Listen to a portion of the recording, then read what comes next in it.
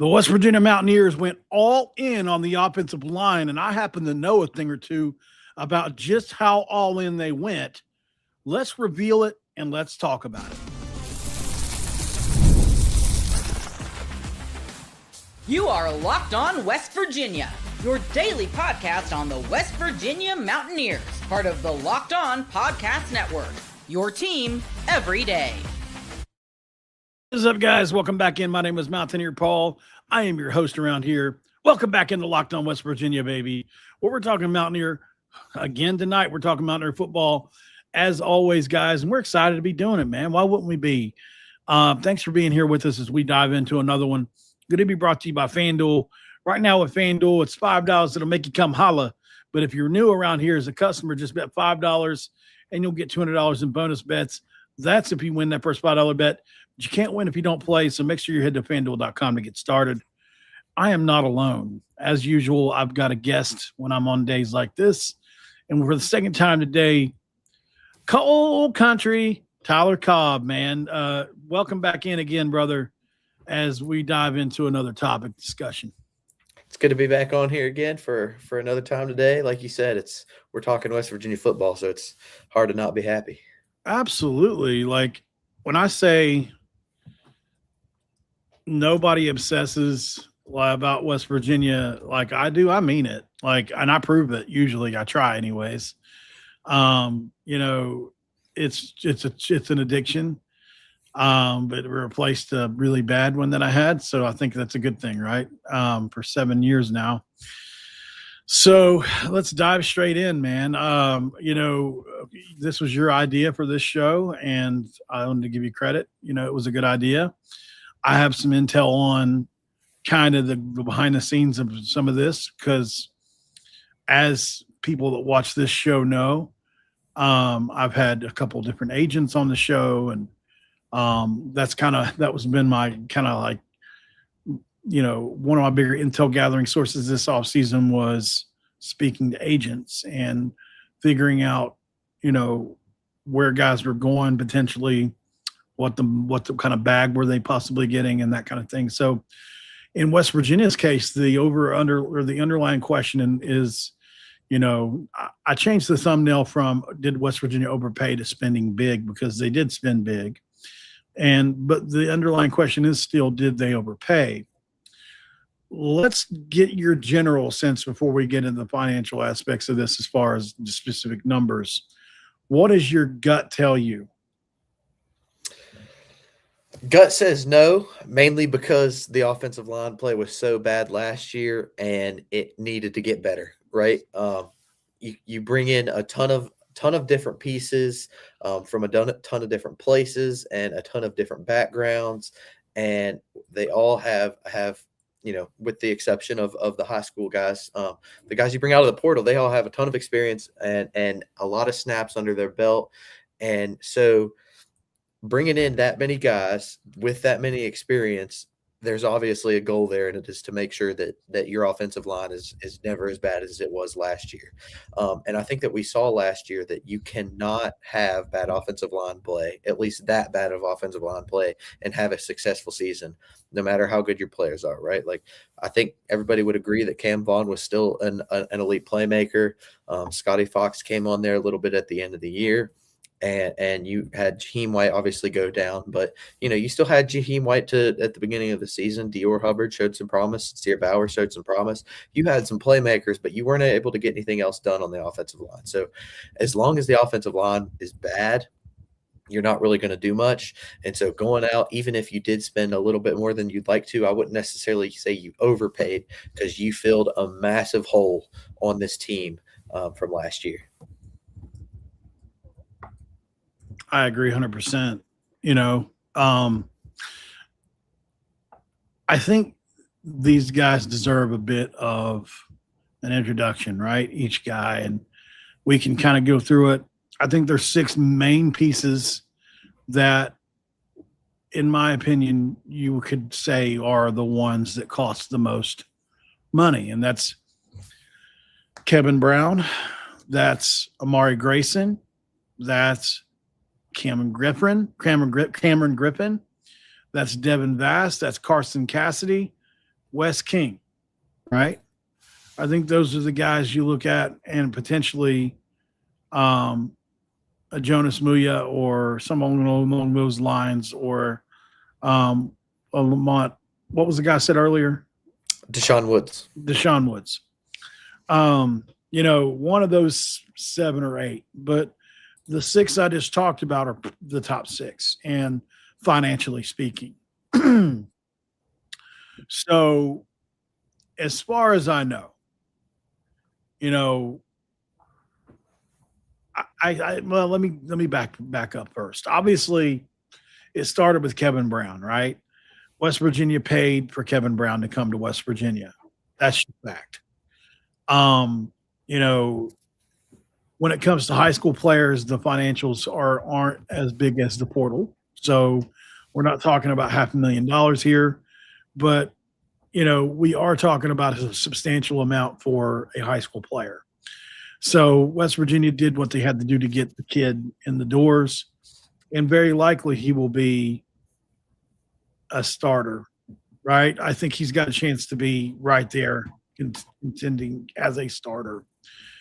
The highest paid player, somebody's asking in the comments, from what I understand, is Devin Vass. West Virginia paid Devin Vass a very, very nice sum to get him in. And, I won't put that number all the way out there just because I was asked not to, but he is the highest paid player. I'll give you a range though. Anywhere between 0 and 700,000, okay, is what these guys got paid. And so, at the end of the day, like I said, they invested in the offensive line. I'm not saying Vass made $700K, by the way. I would say this: West Virginia probably spent, when you factor it in, I would imagine on the 6 guys, probably close to 2 to 2.5, maybe 3. I don't know every single offer, so there could be one that's higher or lower than what I think the highest guy is. I'm almost sure that's Devin Vass, though, based on what I've been told, based on just a few factors, based on who else was involved with Vass as well. I mean, West Virginia had to fight off Auburn and a bunch of other programs to get him. He started significant games at Kansas State and ended up being one of the best players towards the end of that year. And even though he doesn't have a whole lot of starts under his belt, most people agree, like, when you put on his tape, it's there. He's got the it factor. He's kind of the it guy. So that's just my opinion. At the end of the day, look at it like this too. I would say that this offensive line across the board is either all conference guys or guys with all conference potential. So they really brought in a bunch of quality. And I don't think that, like, just much like you, Tyler, that when you bring it in, and think about this, that's not including the Rick Trickett investment. You get Rick Trickett almost $1 million to come in. So, and nobody's making more than him, which is something he was worried about. So what do? Well, you give him $800,000 to make sure that nobody's making more than him. So, because West Virginia didn't go out and get Grant Segrin, who would have cost $1 million, $1.5 million, right? Like, they didn't go out and do that necessarily. They went out and got good quality guys that are at least above average, if not a little more, at almost every spot. And a guy like Devin Vass, who has a chance to be even higher. So there's a lot to digest with it all. But I think overall we're coming to the same conclusion that West Virginia did not overspend here. Yeah, no, I don't think from a game standpoint, right? Like I mentioned, you kind of have to have that front to be at least average to solid if you want any chance of competing in the Big 12.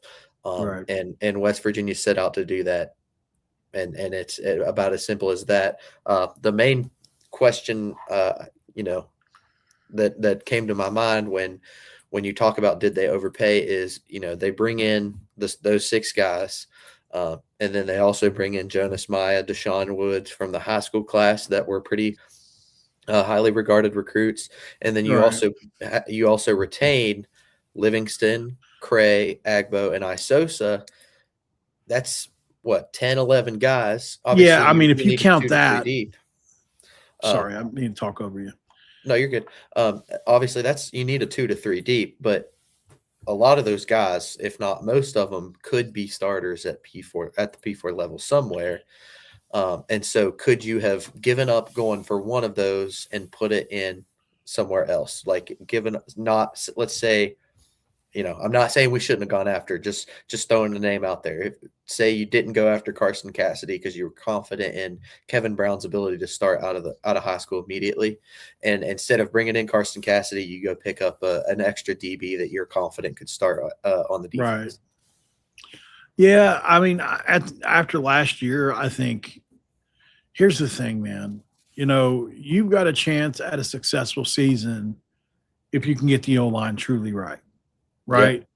Based on what else is on the roster. That's whether that's Scotty Fox, whether that's Michael Hawkins, or whether that is Cam Cook, whether that's Mario Latimer.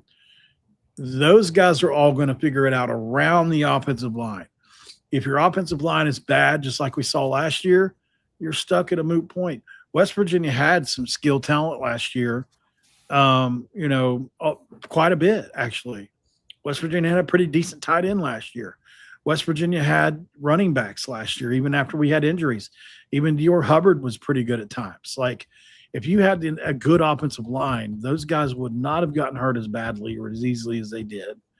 And at least I don't think so. I mean, you can never guarantee it. But I just, you're at it's like I said last year. If a football team is a vehicle, the offensive line is the engine. Or actually, I think I said it was the ignition or the keys. I can't remember now. You can't even start the vehicle without the offensive line, much less drive it. So that's the way the offensive line works. It's the most important position group of any group in football because you can't move the ball without an offensive line, as we saw last year, no matter how talented you are around it. So that's just the facts. So, people are going to say to West Virginia, knee-jerk react the other direction too far. I say no. Knee-jerk reacting the other way too far would have been going out and getting Seagren and guys like 2 or 3 guys, 4 guys like that, where you're spending like $5, $6, $7 million on the O-line. Just the portal guys alone, I'm guessing 2 or 3, because I don't know what every single guy got. There's no way to know. But the guys they retained, you think about Agbo, you think about Livingston, you think about Cray. Those 3 specifically probably all cost 6 figures or more too, right? So I would say they invested really heavily, and it's going to be interesting to see what happens. I still say don't count Agbo out at that right tackle spot. I like him a lot. I don't know if he'll get there based especially upon his weight, but man, it'd be fun to see.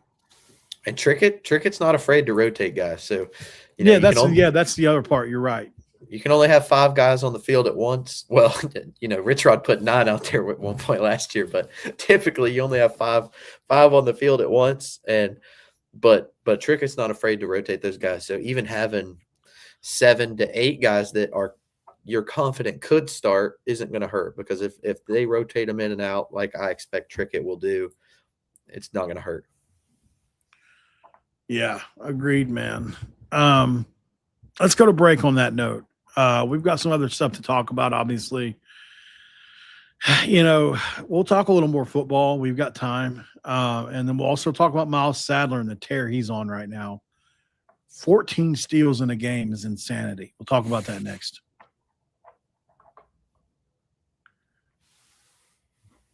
All right. So whatever reason, my video thing isn't working. There we go. It's working. Hi, everyone. I'm Kalia Butler, host of Locked On Women's Basketball, and this is Mazda's Women's Basketball Snapshot, celebrating the work no highlight reel can ever capture. The WNBA has released its 2026 schedule featuring a 44-game regular season beginning on Friday, May 8th. The league's historic 30th season includes expansion teams Portland Fire and the Toronto Tempo, with opening weekend highlights such as Caitlin Clark and the Indiana Fever hosting Paige Beckers and the Dallas Wings, and a rematch of the 2025 finals between the Aces and the Mercury. In college hoops, South Carolina handed Vanderbilt its first loss of the season with a dominant 103-74 win. These moments are earned off the clock, those long before the lights ever come on. The sweat, the fakes, the doubt, the scrapes, and coming back for more every time. Mazda puts the same drive into every detail. Wins define the moment. Putting in the work, that defines you. There's more to a Mazda because there's more to you. And this is Mazda moving the game forward. For those who don't know, there's more to the score than what's on screen. These remind us of what it really takes to raise the bar. It takes the extra work off the court, dialing in every detail, giving it that extra fire, that grit, and I never quit. We put the same passion into every model because highlights make the real. What it took to get there makes it count. And there's more to Mazda because there's more to you.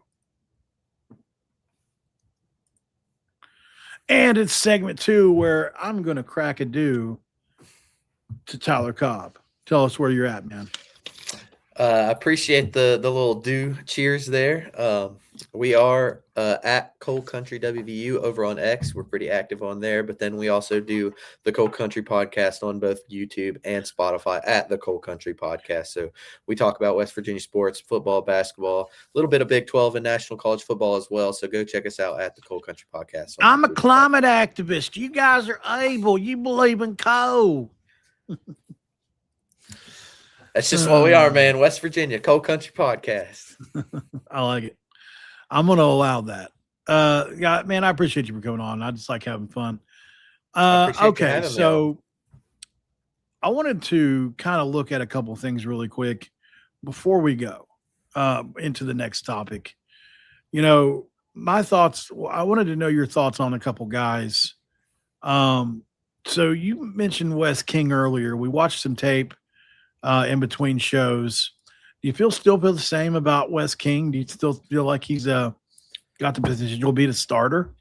So it's Wes King, Devin Voss, and Amari Grayson competing for those 2 guard spots, in my opinion, right? And I was, I still think that Wes King could very well get one of those spots.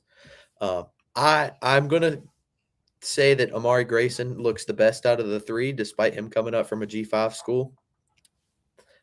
Wes King and Devin Voss are still pretty close to me.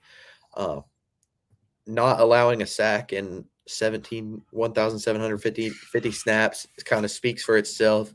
He grades out extremely high in PFF. I do like Wes King. We beat out Texas for him, if I'm not mistaken.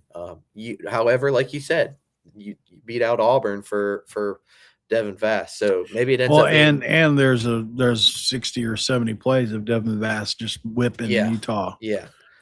So I don't know. I'm 50-50 about like the quarterback battle right now. I'm kind of torn between Hawkins and Scotty. I'm kind of torn between King, Vass, and Grayson. Yeah. Well, we don't have to worry about my Walmart order showing up. They told me they were going to be 2 hours late. Oh my goodness! Come on, Walmart. Yeah, it is what it is, right? All right, now just interesting. You know who doesn't get a whole lot of talk on here is Karsten Cassidy. And if you go look at that UConn offense last year, man, it was so good. Like they had so much going. There's a reason Jim Moore got an upgraded job. I said this yesterday. Jim Moore got another job because they were really good and they recruited really well. And they had 2 bookend tackles that were both went Power 4. So Cassidy is a guy that I'm really excited about. Curious maybe if he'll play left tackle. There's no guarantee that Cray stays on the left. That's true. You know what I mean? So it's going to be really interesting to see. Maybe even Ogbo or even Kevin Brown. I can't wait to figure out and see who Rick Trickett picks as his top 6 guys, right? Because they're going to play 6 guys a lot. maybe 7. If you go look at Jack State, they played 6 or 7 guys quite a bit. So it's going to be fun to see. They got excuse me. There I was going to say there's going to be a position battle at 4 out of the 5 spots, and like you said, they play 6, 7 guys occasionally. The only position I think is locked down is Livingston, but other than that, it's going to be fun to watch the O-line battle it out all season long. Something you mentioned about UConn, we didn't just get Cassidy from there. How about John Nieder coming over from UConn as well? Yeah, I like him. He's a guy that, at the end of the day, for me, it's like he's got the potential to be probably right there behind Jaden Bray if Jaden Bray's able to come back. If not, he can probably, slide in and play that role. He doesn't have a ton of production yet, but I mean, man, he's got some wow catches, and you go back and look at and listen to what his teammates say about him. They have a lot of praise at UConn for him as a guy that's like trying to think of a good comp for him, like a Huddy Tuddy potentially, or somebody along those lines, Hudson Clement, something like that, or maybe a little Preston Fox in his game with the tough catches, like things like that. But I'm definitely interested in seeing how he ends up playing out. Sorry, I knew we were talking about the O-line, but you mentioned UConn, and I was curious on your thoughts about the pickup of Nieder from UConn. Yeah, I like him. I think he's got a chance to be a productive guy. Yeah. He adds more size. That was something I noticed with the wide receiver pickups is Rich Rod went out and picked up some guys that are fairly solid, like size-wise. Nieder 6'2", if I'm not mistaken. Teron Francis is 6'1" or 6'2", and then Prince Strawn being 6'5". Right. This guy, BRWV fan, says stealing Chris and Mike's topics this week. Listen, brother, I don't steal anybody's topics. Nobody has a grip or a hold on any given topic, right? Like, what a ridiculous thing to say. At the end of the day, man, like I do 2 videos a day, almost 7 days a week. You know what I mean? Like I'm eventually going to hit on a topic that somebody else does. There'll be some overlap. Yeah, there's going to be overlap. Like, you don't like it, you don't have to come watch, brother. Like this is the way I look at it. Don't need you, So I'm truly like, I don't need any of that negativity. Like I get enough of it. I do my own thing. I stick to myself. Like I didn't see you here last night talking about when I brought the Oklahoma dude on that I actually watched Mike Hawkins in practice and had a lot to say about that, So at the end of the day, man, when things are going well, I don't see any of you trolls, right? You guys are usually here when you have something weird to say. Okay, so let's move on to Sadler, man. I think that's another topic that I was really interested in talking about, especially concerning the stat line he just put up a couple of days ago. What a crazy stat line. Let me see if I can find it. Somebody sent it to me on X. Just had it. Okay, there it is right there. From NBA Draft Point, I believe it was, Miles Sadler put on a ridiculous showing in Spain. 21 points, 12 assists, 14 steals. What in the hell kind of stat line is that for Miles Sadler? For those of you that don't know, Miles Sadler is a 5-star guard committed to West Virginia for next year. It's, when you think of a triple-double, it's normally points, assists, and rebounds. I've never heard of 14 steals. How about a triple-double with points, assists, and steals? And you gotta point out to the fact that he's doing that on 50% field goal percentage as well. He shot 9 for 18, so it was an efficient triple-double. 14 steals is ridiculous. I mean, that's insane. He's averaging over two a game this season. So, that's at an international event, right? Yeah. Even at youth or prep levels, that's a historic kind of stat line. This is clearly Sadler's peak competitive performance so far in my opinion. And here's the thing: like I had a guy, I didn't have a guy tell me. I saw a guy say, whenever they were breaking down the West Virginia Miles Sadler situation, there was one of the national guys was talking about like, yeah, he may not be like a top 15 guy in the country, but I think he's the best on-ball defender in the nation. That's what he said. Like, this is like 6 months ago. I heard a guy say this. And I just, because he's 5'10 or 5'11, you just kind of dismiss that, or at least I did. And to hear that he has that type of ability, I mean, that's like Javon Carter, potentially.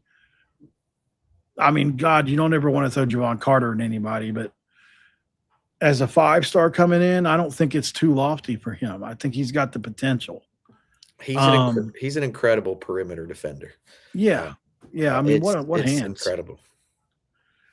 And you look at what he's done so far before this international showing. I mean, 16 points a game, 5 assists, 4 rebounds, almost 3 steals a game.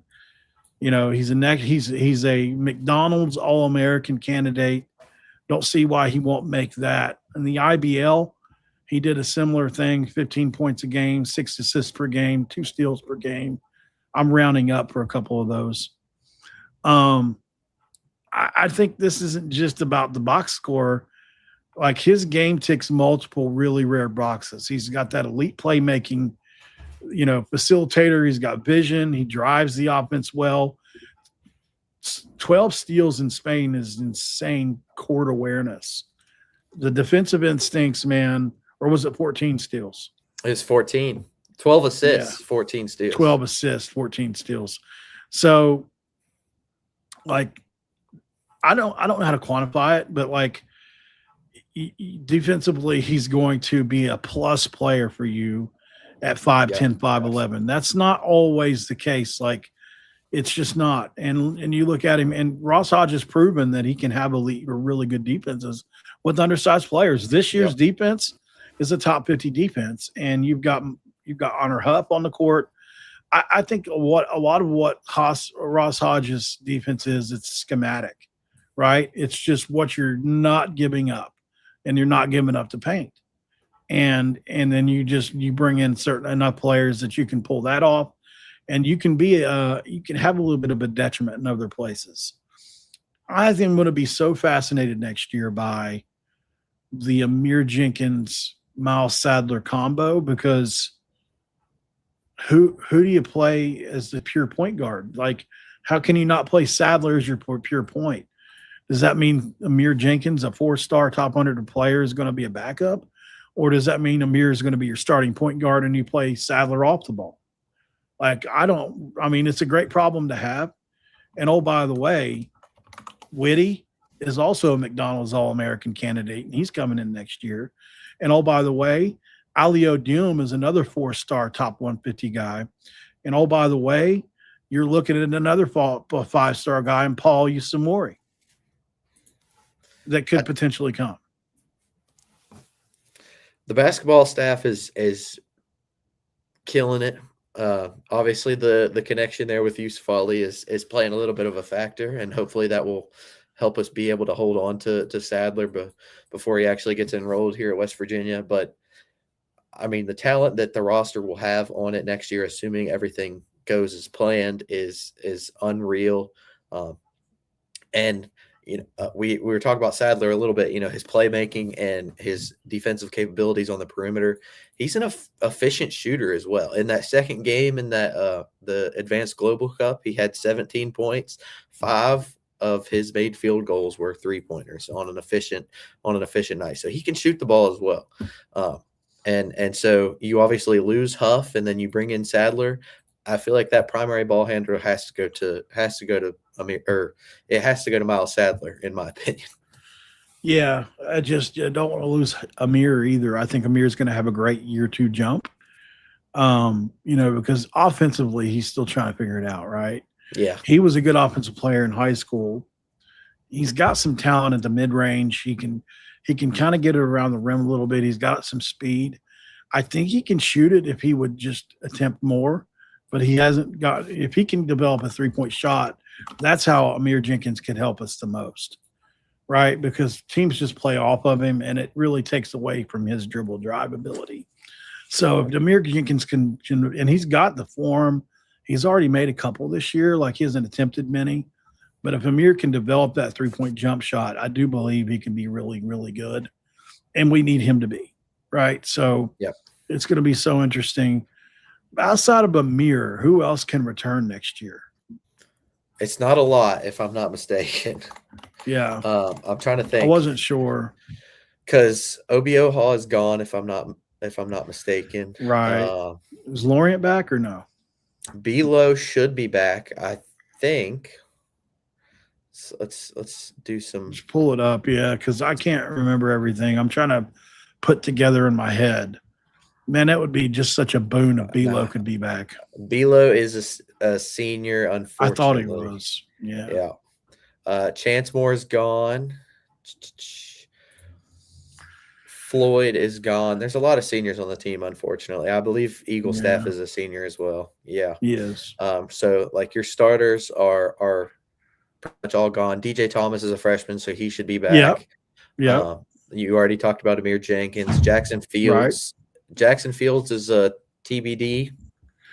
Yeah, I would probably put him in that bucket. Yeah, for sure. Because they've got him redshirted now. It seems he can't play anymore without redshirting. Without burning that red shirt. And I don't know if maybe he never came back 100% from the wrist or if he just doesn't fit into this rotation. But he would seem like a candidate that may just portal out next year. I don't know that for sure. I have no inside information on that. But, because I would welcome him back. But you would just like to keep some of your core if you could for once. But seems like we're going to have a whole all-new team yet again next year at West Virginia. Yeah, the returners that are getting minutes are looking like DJ Thomas and Amir Jenkins, and then Jackson Fields is like we said, to be determined if he does get the extra year and does not transfer out. Right. So gonna be another pretty new team, but a new team with hopefully a lot of talent, led by somebody that's getting 14 steals in a game. Sure, and the thing is a guy like DJ Thomas. DJ Thomas is another one, very much like Amir. If I'm Ross Hodge and I can figure out a way to get Amir and DJ Thomas up to 35% from three next year, can you imagine how good DJ Thomas would be? He's already willing to shoot it and shown the ability to be able to make it. If DJ Thomas could really develop that 3-point shot even further, you're really talking about a guy that could be very, very valuable because he's got potential out down low to be an elite rebounder, really good around the rim, very soft touch. So there's a lot there. And Amir, obviously, I mean, if he can't develop a jump shot, he's kind of like, what does he do except for provide a bit of a spark? Like we need them both to make jumps, is what I'm saying, for this team to potentially. So we'll see what happens. We got to get to a break here. We'll come right back, guys, and put a bow on this one. Of course, we're talking about our friends at FanDuel, at Mazda on this one. No, it's a FanDuel. Sorry, guys. We're at FanDuel. And right now with FanDuel, if you didn't know, we're talking about it because it's the last football Sunday of the year. One final kickoff, final chance to get on the action before the NFL season becomes to a close. This is Super Bowl 60, and FanDuel's making sure you're right in the middle of it all with a special time offer just in time for the biggest game of the year. Whether you're backing the favorite, riding the underdog, or building that same game parlay, this is the game everyone's been waiting for. And this is where production turns into plays, stats turn into storylines, and every snap feels bigger. It's the perfect way to cap off the season and make the Super Bowl feel even more exciting from the kickoff to the final whistle. If you're a new customer, bet $5. It'll make you holla, and you'll get $200 in bonus bets if you win. Make it count, because after the Super Bowl season is over, last call for football on FanDuel, an official sportsbook partner of Super Bowl 60. Visit FanDuel.com. You too can get started. All right, back with Tyler Cobb from the Cold Country Podcast. Welcome you guys into segment 3, but technically we did segment 2 and 3 together there. Dude, it's been fun talking with you today. We just kind of pulled a topic out of our butt here towards the end with the. I mean, it's a good topic. Don't get me wrong. It's just it's not like there's necessarily news to talk about today. So I appreciate you for helping me get through this, because days like today can be rough, man, when there's not a whole lot of actual news going on. Make sure you guys check him out at the Coal Country Podcast. He's a young guy. He's in college. He's at West Virginia, and we should be supporting young guys like that. And I don't know if are you guys monetized yet? No, we're not. Still pretty small. Trying to get up there, though. Yeah. So what I'm trying to say is get over there and subscribe to him. If anything, just to support a kid that's in college and get him monetized so they can start making content and start making a few bucks, because you guys know what it's like to be in college. You're broke all the time. I mean, I don't want to make any assumptions. You may or may not be, but, I would love to see you guys get monetized over there. So, make sure you guys check out Coal Country Podcast for it, please. Well, I appreciate the shout out, and I appreciate the kind words, and I appreciate you having me on today. It's been fun talking about West Virginia football and basketball. Yeah, man, absolutely. That's the obsession, right? That's what we love to do. Miles Sadler, obviously great. We didn't talk about Ali Adium as much. He's also really, really exciting to think about, and obviously if their other teammate comes, it's like joyous. So another 5-star, that would be insane. Although he could reclassify next year. That's something else he told me, or he told me that the other day. He said because I was like, come on, Paul, you're definitely going to potentially come with Dillon and Sadler, and he was like, I could reclassify. And I'm like, oh, whoa, hold up. We'd have get all three of them. Yeah. You get all three of them. West Virginia's looking scary in 2026. Honestly, I'm surprised. Before we go, I'm surprised you don't see it more, like full teams that have a lot of talent on it like this.